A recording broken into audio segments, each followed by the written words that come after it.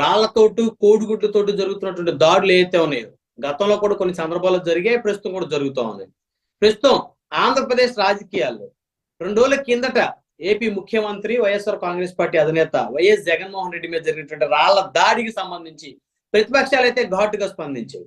ప్రధానంగా కనుక చూస్తే జనసేన అధినేత మాట్లాడుతూ జగన్మోహన్ రెడ్డి ఎన్నికల సమయం అప్పుడే జగన్మోహన్ రెడ్డికి మీద ఈ విధమైనటువంటి దాడులు జరుగుతాయంటూ ఆయన మాట్లాడారు. అదేవిధంగా తెలుగుదేశం పార్టీ అధినేత సైతం కూడా జగన్మోహన్ రెడ్డికి చెందిన దాడి మీద స్పందించిన పరిస్థితి ఉంది.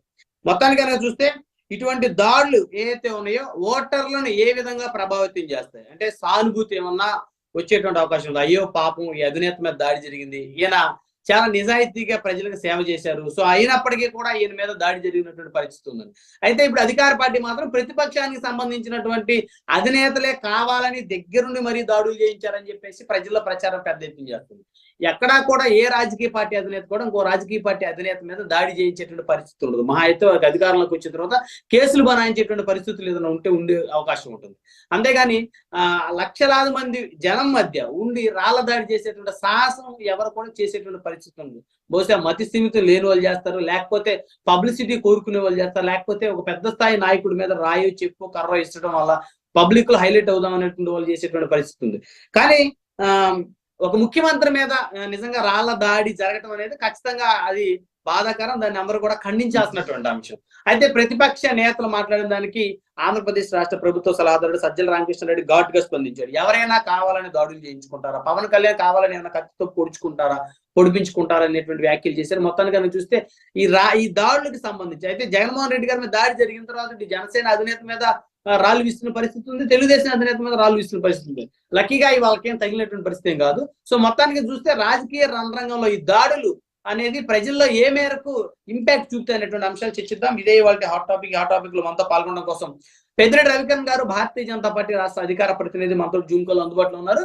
అదేవిధంగా దాసరి కిరణ్ గారు జనసేన పార్టీ రాష్ట్ర అధికార ప్రతినిధి మనతో జూమ్ కాల్ అందుబాటులో ఉన్నారు. అదేవిధంగా చిన్నపరెడ్డి గారు వైఎస్ఆర్ కాంగ్రెస్ పార్టీ సీనియర్ నాయకులు మనతో జూమ్ కాల్ అందుబాటులో ఉన్నారు. రైట్, ముందుగా చిన్నపరెడ్డి గారితో మాట్లాడదాం. చిన్నపరెడ్డి గారు గుడ్ మార్నింగ్ అండి.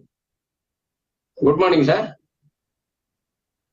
ఏంటి చిన్నపరెడ్డి గారు, మొత్తానికి జగన్మోహన్ రెడ్డి గారి మీద జరిగిన రాళ్ల దాడిని ఏ విధంగా చూడాలి?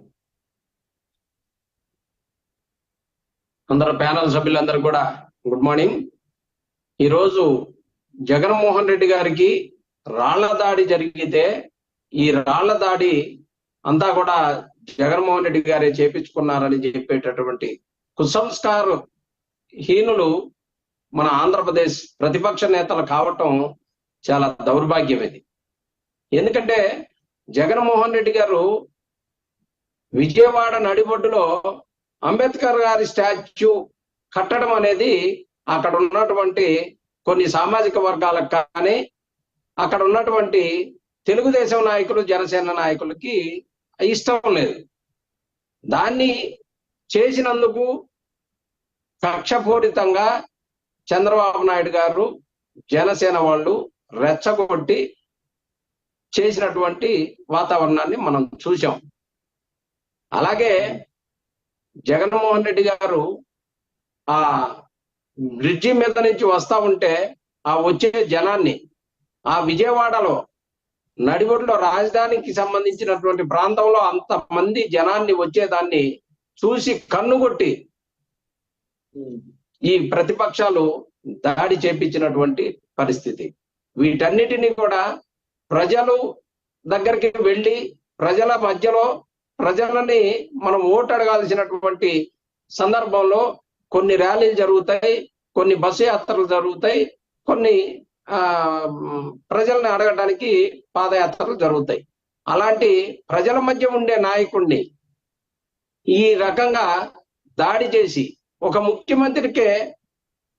ముఖ్యమంత్రి మీద దాడి చేయడానికి కూడా ఏమాత్రం వెనకాడినటువంటి ఈ ప్రతిపక్ష నేతలు ఉన్నటువంటి ఈ రాష్ట్రంలో ప్రజలకి సేవ చేయటం, మంచి చేయటమే జగన్మోహన్ రెడ్డి తప్ప, జగన్మోహన్ రెడ్డి గారు ప్రజలకు సంక్షేమ పథకాలు అందించడమే తప్ప, జగన్మోహన్ రెడ్డి గారు ప్రజల మనిషి, ప్రజలే ఆయన్ని కాపాడుకుంటారు,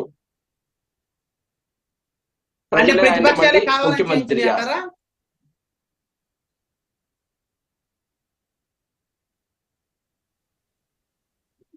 చిన్నప్పటి గారు మీ వాయిస్ మ్యూట్ లో ఉంది, ఒకసారి అన్మ్యూట్ చేయండి.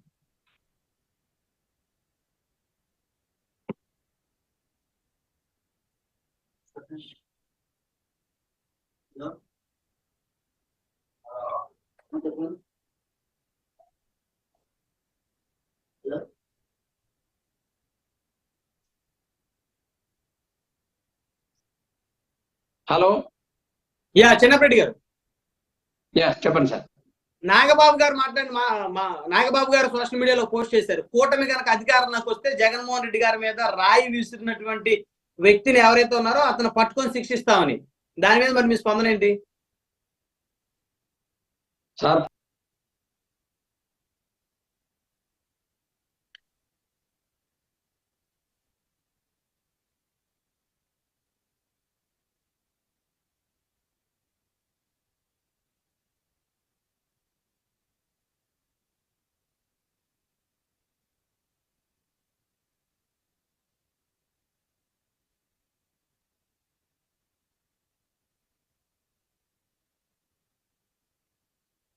ఏ శక్తులు ఉన్నాయో మొత్తాన్ని కూడా బయట పెడతారు.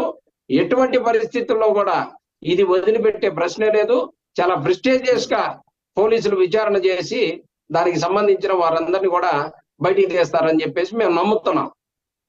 కానీ ఇంకొక వాయిస్ వినపడతా ఉంది, ఎన్నికల్లో ఖచ్చితంగా జగన్మోహన్ రెడ్డి గారు ఓడిపోబోతున్నారని. ఆయన ఎప్పుడైతే ఎన్నికల్లో ఓడిపోతాను అనేటువంటి పరిస్థితి వచ్చినప్పుడు ఈ విధమైనటువంటి డ్రామాలకైనా తెరలేపుతాడు అని చెప్పేసి ప్రతిపక్షాలకు సంబంధించినటువంటి నేతలు ఎవరైతే ఉన్నారో వారు మాట్లాడుతూ ఉన్నారు.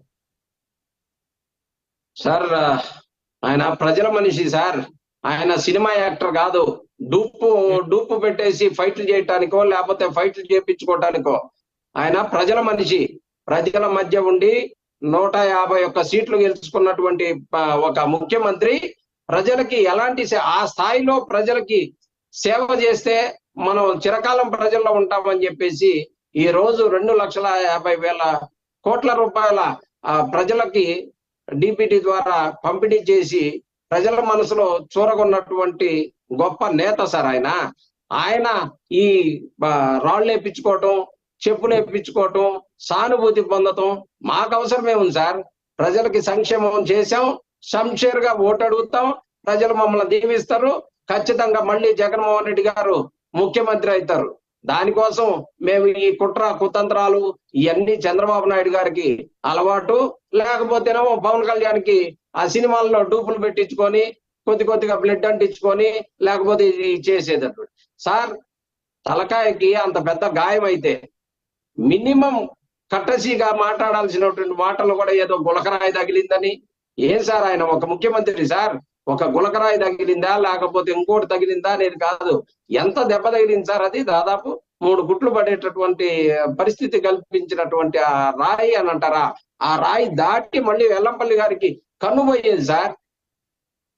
అంటే ఒకళ్ళని దాటి ఆ రాయి మళ్ళీ ఒకళ్ళకి వచ్చి తగిలింది అంటే ఎంత ఫోర్సబుల్ గా, ఎంత షార్ప్ షూటర్లు వీళ్ళు తెప్పించారంటారు. షార్ప్ షూటర్ లాంటి వాళ్ళని తెప్పించి దాన్ని ఎక్స్పర్టైజేషన్ చేపించి ప్రాక్టీస్ చేపించి చేస్తే తప్పితే అంత ఫోర్సబుల్ గా రావటం అనేది సాధ్యమవుతుంది సార్. అది కుట్ర కాదా ఇది?